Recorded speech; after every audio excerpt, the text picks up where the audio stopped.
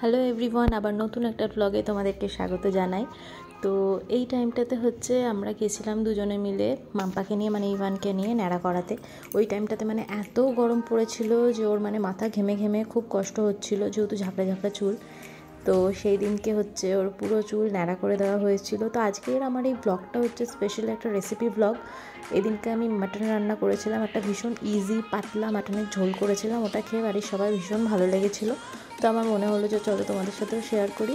আমাদের বাড়ির একদম সামনেই একটা নতুন হেয়ার স্যালন ওপেন হয়েছে, তো ওকে আমরা ওখানেই নিয়ে গেছিলাম। আর ওখানে ওকে মানে ভীষণই যত্ন সহকারে পুরোটা আর কি ধৈর্য ধরে করা হয়েছে। ও যেহেতু মানে ছটফট করে, যদিও খুব বেশি ডিস্টার্ব করেনি। আর মেনলি আমরা ভয় পেয়েছিলাম যে হয়তো ন্যাড়া হয়ে যাওয়ার পরে হয়তো একটু কান্নাকাটি করবে, কিন্তু করেনি। এটা একটা মানে বিশাল বড় ব্যাপার। তারপরে বাড়িতে এসে দেখলাম যে মা চাউমিন বানিয়েছে, তো আমরা চাউমিন টিফিন করে নিয়ে তারপরে আমি চলে এলাম এখানে মাটনটা করতে। মাটনটাকে মেনলি ম্যারিনেট করার জন্য আমি এখানে কাঁচা পেঁয়াজ কুচি, তার সাথে এখানে গোটা গোটা রসুনের কোয়াও রয়েছে, আর তারপরে ওই যা যা গুঁড়ো মশলাগুলো হয় সেইগুলো সমস্ত কিছু অ্যাড করেছিলাম। হলুদ, জিরে, ধনে, এমনি লঙ্কার গুঁড়ো, কাশ্মীরি লঙ্কার গুঁড়ো, মিট মশলা, তার সাথে হচ্ছে দই আর নুন। এই পুরো সমস্ত কিছু দিয়ে ভালো করে চটকে চটকে মেখে বেশ অনেকক্ষণ কিন্তু মাটনটাকে আমি রেখে দিয়েছিলাম। মাটনটা মানে মেনলি আমি খুব কম মানুষের কাছে আর কি শুনেছি খায় না, পছন্দ করি না। সবাই আর কি মানে ভালোবাসি এটাই বলে, যে ফেভারিট আর কি বলা যেতে পারে। কিন্তু আমি আজকে মাটনের রেসিপি শেয়ার করছি, মাটন রান্না করছি, তা সত্ত্বেও বলছি আমার কিন্তু মাটন একদমই ফেভারিট না। আমি ভীষণই কম খাই, মানে আমার আর কি মানে মাটন না খেলেই আর কি ভালো, এরকম একটা ব্যাপার। আমার চিকেনটা বেশি ভালো লাগে। তো যাই হোক, এখানে আলুটা আমি বড় বড় করে কেটে আগেই ভেজে রেখে দিয়েছিলাম। আর ওখানে তো ওটা অনেকক্ষণের জন্য বললাম ম্যারিনেট করার জন্য রেখে দিয়েছিলাম। তারপরে এখানে কোনো কড়াই টড়াই কিচ্ছু নিইনি আলাদা করে কষানোর জন্য। জাস্ট প্রেশার কুকারের মধ্যে তেল দিয়েছি, বেশি তেল দিইনি, যেহেতু ম্যারিনেশনের সময় তো আমি সর্ষের তেল দিয়েছিলাম, ওর জন্য এখানে আমি একদম অল্প তেলই দিয়েছি।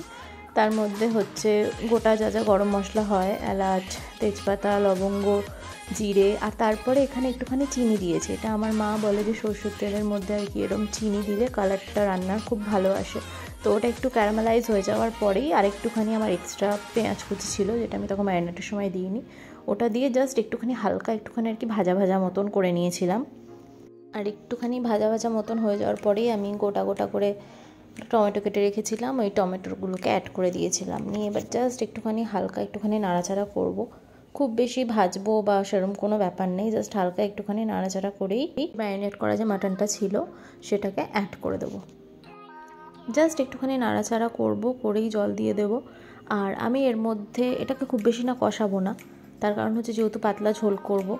এরপরে এর মধ্যে আমি একটুখানি আদা, যে ড্রাই জিঞ্জার পাউডার হয়, ওই ড্রাই জিঞ্জার পাউডারটাকে অ্যাড করেছিলাম। যেহেতু আগে আমি দিইনি, আদাটা দেওয়া হয়নি, সেজন্য পরেই পাউডার বেসে যেটা ছিল ওটাকে আমি অ্যাড করে দিয়েছি। এটা তো খুব ভালো রকমের আর কি গন্ধ বের হয়। আর এরপরে আমি এখানে লঙ্কাও দিয়ে দিয়েছি, লঙ্কাটাকে আমার আলাদা করে শ্যুট করা হয়নি বলে আমি আলাদা করে বলে দিলাম। একটা গোটা রসুন, এটা মা বললো আমাকে দিতে, এটা আমি দিতাম না। মা বললো যে একটা গোটা রসুন ফেলে দিতে, এতে স্মেলটাও খুব ভালো হয়, আর মানে রসুনের টেস্টটা আর কি খুব ভালো মতন ব্লেন্ড হয়ে যায়। তো এইবারে পাশে গরম জল করতে বসানো ছিল, তো গরম জলটাকে দিয়ে এবার প্রেশার কুকারে ঢাকনা লাগিয়ে মোটামুটি কতক্ষণ, ওই তোমার 20 মিনিট মতন রেখেছিলাম। আর তারপরে 20 মিনিট মতন মানে টোটাল আর কি রান্নাটা হয়েছে। মাঝে একবার খুলে ওর মধ্যে আলু অ্যাড করে দিয়েছিলাম, যে ভাজা যে আলুগুলো ছিল ওটাকে খুলে তার মাঝে আলুটাকে দিয়ে দিয়েছিলাম। মানে মাটনটা আর কি হাফ হাফ মতন সেদ্ধ হয়েছে ওই টাইমে দিয়ে।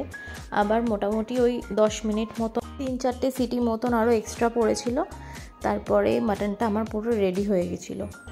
দেখতেই পাচ্ছ একদম টকবক টকবক করে ফুটছে। তো এটা আমি জাস্ট বের করে আর কি দেখছিলাম যে মানে আলুটা আর কি কীরকম কী সেদ্ধ হয়েছে না হয়েছে।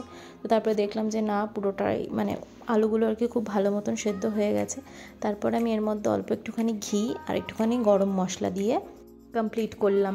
তো এখানে থালিটাকে আর কি সাজানো হয়েছে। মা এখানে মাছের মাথা দিয়ে পুঁই শাক করেছিল, এখানে আলু ভাজা ছিল, শসা, পেঁয়াজ, গন্ধরাজ লেবু ছিল, আর এখানে বাটিতে রয়েছে আমার মাংসের ঝোল।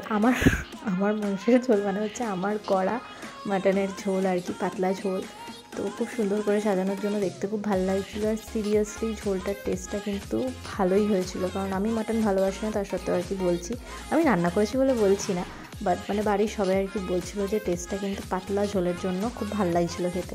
তো আজকের ভিডিওটা আমার এই অবধি রাখলাম, তোমাদের কেমন লাগলো আমাকে অবশ্যই জানিও। আরও কী কী ভিডিও দেখতে চাও আমাকে অবশ্যই কমেন্টে জানিও, আর ভালো লাগলে ভিডিওটাকে অবশ্যই লাইক করো।